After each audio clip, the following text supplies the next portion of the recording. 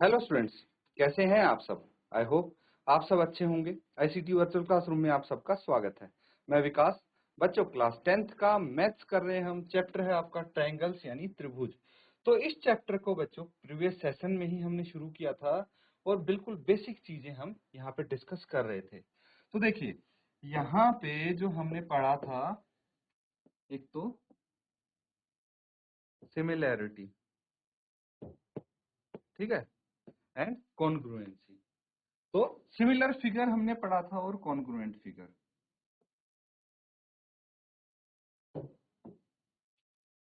बस इसको हम डिस्कस कर रहे हैं, अच्छे से डिटेल में डिस्कस करना है। तो देखिए, यहाँ पे हमने सिमिलर जैसे पॉलीगन्स की थे, ठीक है, सिमिलर पॉलीगन्स किए थे। यहाँ पे देखिए, सिमिलर पॉलीगन्स है ना, कैसे होते हैं, कितनी भुजा हो भाई आपकी। अगर मैं रेक्टेंगल लेता हूं तो सिमिलर पॉलीगन्स की तीन कंडीशन हमने पढ़ी थी। क्या क्या है? They have same number of sides. सबसे पहली कंडीशन तो यही होनी चाहिए कि उनकी सेम नंबर ऑफ साइड्स होनी चाहिए। सिमिलर क्या होता है, सिमिलर फिगर्स कौन सी होती हैं, डिटेल में डिस्कस किया था बच्चों, सिमिलर और कॉन्ग्रुएंट। अब भूलना नहीं है आपने, क्योंकि सब नोट डाउन किया था आपने, है ना, प्रीवियस सेशन में। तो सिमिलर क्या होता है, कौन सी फिगर होती है, और कॉन्ग्रुएंट कौन सी होती है। बस सिमिलर होती हैं जो एक जैसी दिखे, फिगर शेप एक जैसी हो, लेकिन साइज उनका सेम हो भी सकता है, नहीं भी हो सकता है, नेसेसरीली सेम नहीं है। लेकिन कॉन्ग्रुएंट फिगर में भाई साइज भी सेम होना चाहिए, है ना, ये हमने पढ़ा था। तो यहाँ पे सिमिलर फिगर्स की कंडीशन क्या है कि भाई सेम नंबर ऑफ साइड्स होनी चाहिए। They have corresponding angles equal. जो उनके कोरस्पॉन्डिंग एंगल्स हैं वो समान होने चाहिए, बराबर होने चाहिए, और कोरस्पॉन्डिंग साइड्स जो है वो प्रोपोर्शनल होने चाहिए, समान अनुपात में होनी चाहिए।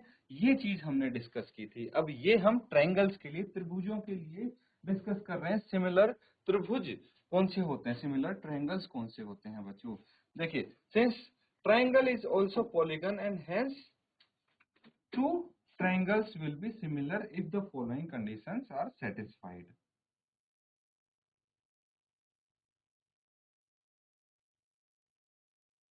तो बच्चों यहाँ पे देखिए क्या बोला गया है, मैं बता देता हूँ। त्रिभुज की कंडीशन सेटिस्फाई होनी चाहिए, है ना, उनको तभी सिमिलर कहेंगे। जैसे हमने पॉलीगन्स के केस में किया था, एक तो उनके जो करस्पॉन्डिंग एंगल्स हैं वो समान होने चाहिए, इक्वल होने चाहिए। कैसे? अगर हम इनकी बात करते हैं तो देखिए, ये एंगल अगर x है तो ये भी x होना चाहिए, ये एंगल y है तो ये y होना चाहिए, ये एंगल z है तो ये z होना चाहिए। मतलब ये इनके एंगल अगर बराबर होंगे, फॉर एग्जाम्पल अगर ये 45 डिग्री है, ये कोण 45 डिग्री का है, तो ये भी 45 डिग्री होना चाहिए।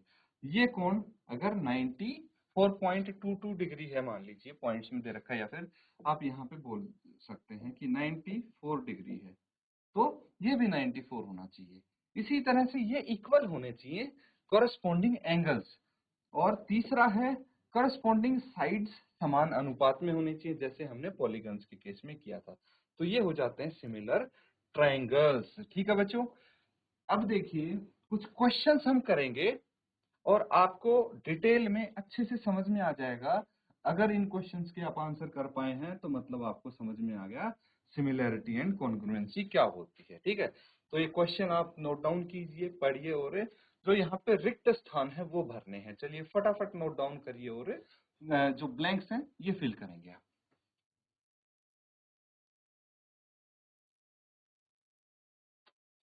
तो स्टूडेंट्स, आई होप आपने इसको जरूर कर लिया होगा, है ना।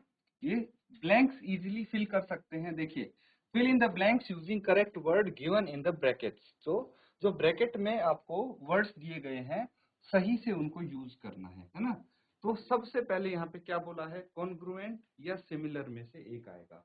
कॉन्ग्रुएंट क्या होता है,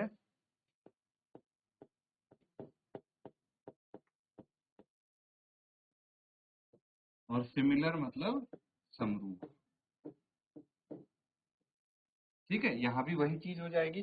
तो मुझे बताइए कि ऑल सर्कल्स आर डैश, यानी सभी वृत्त क्या होंगे, समरूप होंगे या फिर सर्वाक्षम होंगे। तो उसके लिए क्या करना पड़ेगा आपको चेक करना पड़ेगा वापस से जाके जो हमने सिमिलर और कॉन्ग्रुएंट के बीच में डिफरेंस देखा था। तो जो सर्कल्स होते हैं, देखिए अगर मैं वृत्त की बात करूं, सर्कल्स की बात करूं, तो ये भी एक सर्कल है, ये भी एक सर्कल है ना। शेप दोनों की सेम है लेकिन साइज अलग हो सकते हैं। बस यहाँ पे कोई बात नहीं की गई ना साइज की, इसीलिए शेप्स इनकी सेम है लेकिन साइज डिफरेंट हो सकता है, तो यहाँ पे सिमिलर आप बोल सकते हैं। सिमिलर यानी समरूप होंगे। ऑल स्क्वायर्स आर, वही चीज स्क्वायर के साथ लागू होती है कि भाई साइज तो अलग हो ही सकता है, तो यहाँ पे सिमिलर आप लिख देंगे, है ना। उसके बाद all dash triangles are similar, isosceles या फिर इक्विलेटरल। क्या डिफरेंस हुआ, ये समद्विबाहु और ये समबाहु त्रिभुज, है ना। इक्विलेटरल समबाहु त्रिभुज वो सिमिलर होते हैं। तो यहाँ पे क्या आएगा, इक्विलेटरल ट्रायंगल आएगा। इक्विलेटरल ट्रायंगल, जितने भी इक्विलेटरल ट्रायंगल है वो सिमिलर होंगे। कैसे होंगे बच्चों, वही चीज बिल्कुल सेम चीज आती। देखिए ये एक ट्रायंगल है, ये भी एक ट्रायंगल है, बस साइज ही तो अलग है, बाकी ये दोनों सेम है। ये इक्विलेटरल ट्रायंगल का हो गया। अब हम बात करते हैं इक्विलेटरल समबाहु त्रिभुज, समझ गए ना। Two polygons of same number of sides are similar, ठीक है। तो दो पॉलीगन हैं और उनकी जो भुजाएं हैं उनकी संख्या भी समान है, बराबर है, ठीक है। तो ये तो समझ में आ गया कि भुजा समान है, तो वो सिमिलर की कंडीशन क्या होगी। अभी हमने पॉलीगन्स के बारे में पढ़ा था ना बच्चों डिटेल में, तो क्या कंडीशन होती है, अगर उनके जो संगत कोण है, करस्पॉन्डिंग एंगल्स यानी संगत कोण, संगत कोण, संगत कोण क्या होंगे, ब्लैंक है, and their corresponding sides are dash, ये भी आपको बताना है, ठीक है। तो सबसे पहले तो जो संगत कोण है वो इक्वल होने चाहिए, समान होने चाहिए, है ना। एंगल्स तो इक्वल होंगे और जो उसकी साइड्स है वो प्रोपोर्शनल होनी चाहिए, समान अनुपात में होनी चाहिए। नोट डाउन कर लेंगे ये।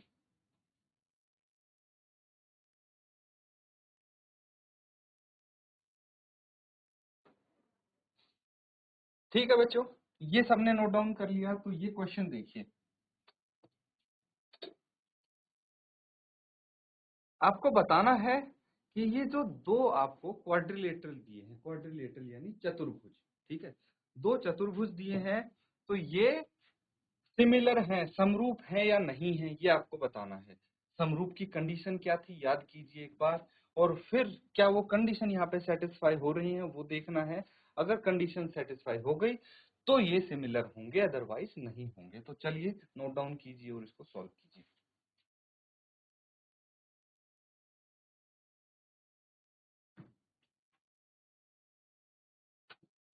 तो बच्चों यहाँ पे देखिए, इसको किस तरह से सॉल्व करना है, बस चेक करना है हमें इनकी। पहले तो साइड्स की रेशियो चेक कर लेते हैं, है ना। तो ये देखिए यहाँ पे एक साइड ले लेते हैं, ये क्वाड्रिलेटरल हो गया S P Q R S, है ना। यहाँ से शुरू कर लेते हैं हम, ये P हो गया, ये Q हो गया, ये R हो गया और ये S हो गया। जो इसकी साइड्स हैं 1.5 सेंटीमीटर है सारी, 1.5 सेंटीमीटर। और ये जो क्वाड्रिलेटरल है ये हो गया ABCD, ABCD है, इसकी साइड्स 3 सेंटीमीटर है। तो अगर मैं बोलूं कि भाई PQ बाय AB है, ये वाली साइड और इस साइड का जो कोरस्पॉन्डिंग साइड है उनका अनुपात निकालिए। तो PQ कितना है 1.5 और AB है 3, कैंसिल आउट करेंगे तो 1/2, 1/2 आ जाएगा ये, है ना, आ जाएगा। सिमिलरली आप निकालेंगे QR by BC, 1.5/3 is equal to 1/2। तो जितने भी साइड्स आप देखेंगे, ठीक है, सबका अनुपात क्या होना चाहिए, P Q by A B equal to Q R by B C equal to R S by C D equal to S P by D A equal to 1/2। इन सब का अनुपात सेम है, तो जो साइड है वो तो करस्पॉन्डिंग है। अब एंगल भी चेक कर लेते हैं, इसका एंगल 90 डिग्री है, लेकिन यहाँ पे मुझे एंगल 90 डिग्री नहीं लग रहा है ना, इसका एंगल अलग है, इसका एंगल अलग है, तो करस्पॉन्डिंग एंगल्स भी तो सेम होने चाहिए। तो यहाँ पे दे आर नॉट सिमिलर, ठीक है, no as sides are corresponding, यहाँ पे लिखेंगे corresponding sides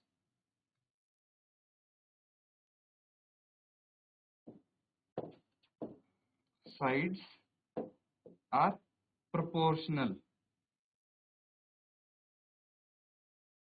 भाई ये समान अनुपात में है, लेकिन but angles are not equal, not equal, लेकिन जो कोण है वो बराबर नहीं है। ये दोनों कंडीशन फुलफिल होंगी तब जाके आप बोल सकते हैं कि ये क्वाड्रिलेटरल सिमिलर है। नोट डाउन कर लीजिए इसको।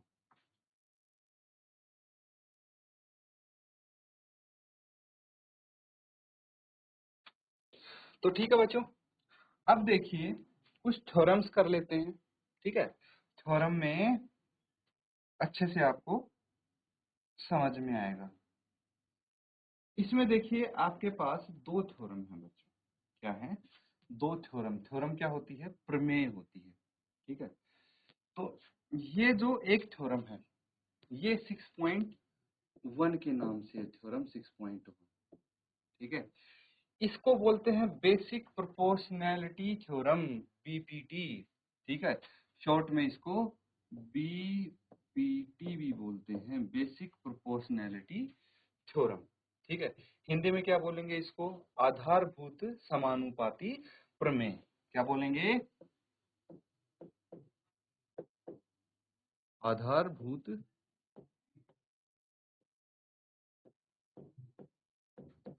समानुपाती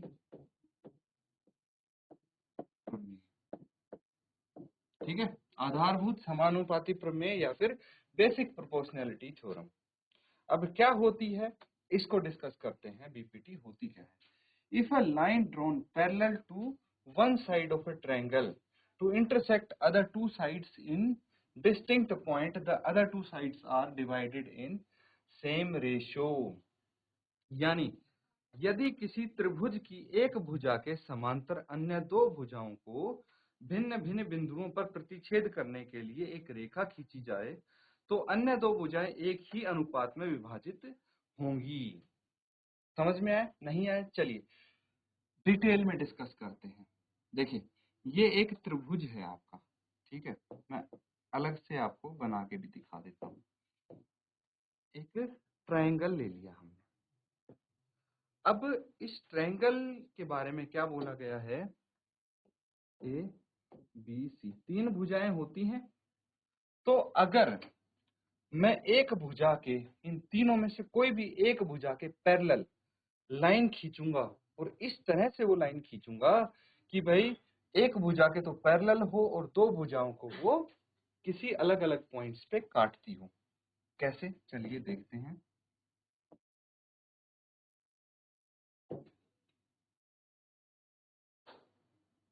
ये हो गई, ठीक है,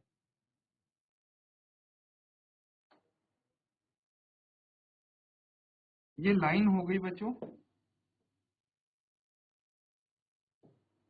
लाइन एल, ठीक है, जो इन दोनों भुजाओं को, किसको, ए बी को बी पर काटती है और ए सी को ई पर कट करती है, ठीक है। देखिए ये लाइन एल या फिर डीई जो हो गए वो बीसी के पैरेलल हो गए, ये दोनों आपस में पैरेलल होंगे, क्या, डीई पैरेलल टू बीसी। तीसरी भुजा के समांतर हमने यहाँ पे ये समांतर यानी पैरेलल, ठीक है, ये लाइन ड्रॉ की है।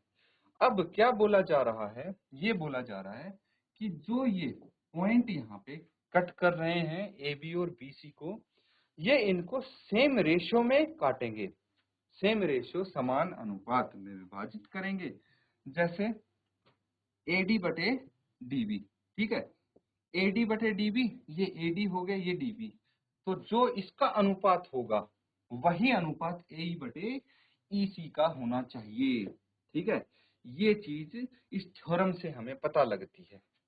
अब कोई भी अगर ऐसा ट्रायंगल देखेंगे जिसकी एक साइड के पैरेलल कोई लाइन बाकी दो साइड्स को अलग अलग पॉइंट्स पे काट रही है, तो वहां पे आप BPT लगा सकते हैं, बेसिक प्रोपोर्शनलिटी थ्योरम लगा सकते हैं। नोट डाउन कर लेंगे बच्चों इसको।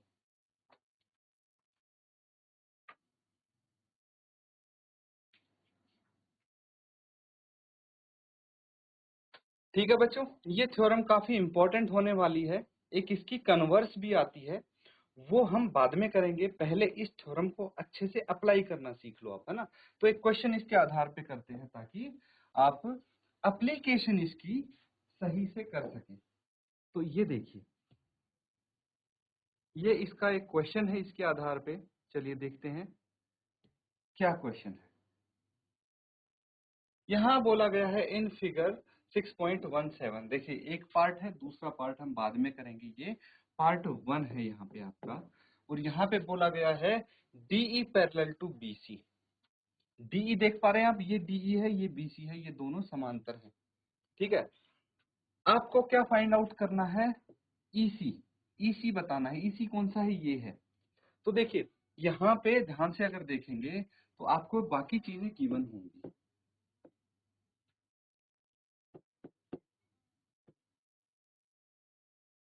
क्या क्या गिवन है बच्चों, AD कितना 1.5 सेंटीमीटर, फिर AE कितना है 1 सेंटीमीटर, फिर DB कितना है 3 सेंटीमीटर, और EC जो है वो नहीं पता, वही निकालना है ना। ऐसे इस तरह से कुछ गिवन है। अब देखिए हमें पता है because DE parallel to BC, क्योंकि DE पैरेलल टू BC है, और जो ये D और E है ये AB और AC को अलग अलग पॉइंट्स पे कट कर रहे हैं, काट रहे हैं। इतना समझ में आ गया। अब देखिए देयरफॉर अगर ये पैरेलल हैं तो हम कर सकते हैं इसको कि AD बाय DB बराबर है AE बटे EC by basic proportionality theorem, BPT की हेल्प से। क्योंकि ये दोनों पैरेलल हैं तो ये जो रेशियो है वो सेम हो गए इनका, है ना, जिस रेशियो में इसको कट करेंगे। तो चलिए यहाँ पे वैल्यूज रख देंगे। AD कितना है 1.5, DB कितना है 3, इज इक्वल टू AE है 1 एंड EC हमें निकालना है। कोई दिक्कत नहीं है, हम इसका रेसिप्रोकल कर देंगे, है ना। रेसिप्रोकल करके क्या आएगा बच्चों, व्युत्क्रम इसका हम करेंगे तो ये EC ऊपर चला जाएगा और यहाँ पे भी 1.5 नीचे 3 ऊपर चला जाएगा, या फिर सिंपली आप इसको क्रॉस मल्टीप्लीकेशन कर सकते हैं। EC लेफ्ट साइड इधर आ जाएगा, 1.5 और 3 को राइट साइड भेज दीजिए, तो क्या आ जाएगा आपके पास, EC is equal to 3/1.5, EC is equal to 3/1.5, है ना, इनका रेसिप्रोकल हो गया। अब E कितना हो गया, EC is equal to, cancel out करेंगे तो ये आ जाएगा 2, है ना, 2/1।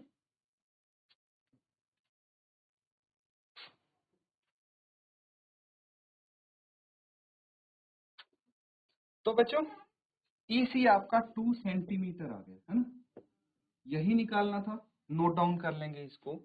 तो इसका ये पार्ट हमने यहाँ पे कंप्लीट कर दिया है, अच्छे से इसको नोट डाउन कर लें। तो बच्चों हमने यहाँ पे जो इम्पोर्टेंट चीज सीखी है, एक तो सिमिलैरिटी और कॉन्ग्रुएंसी क्या होता है ना, ये सीख लिया। सिमिलर ट्रायंगल्स हो गए या फिर पॉलीगन्स हो गए, कैसे उनको आइडेंटिफाई करें, या फिर कॉन्ग्रुएंट कौन से होते हैं। दूसरी चीज हमने थ्योरम सीखी है जिसको बेसिक प्रोपोर्शनैलिटी थ्योरम बोलते हैं। इसको अप्लाई कैसे करते हैं वो भी हमने यहाँ पे देख लिया है। अब इनको प्रैक्टिस जरूर करें। इसी के साथ आज का सेशन यहाँ पे एंड करते हैं। Thank you and have a nice day.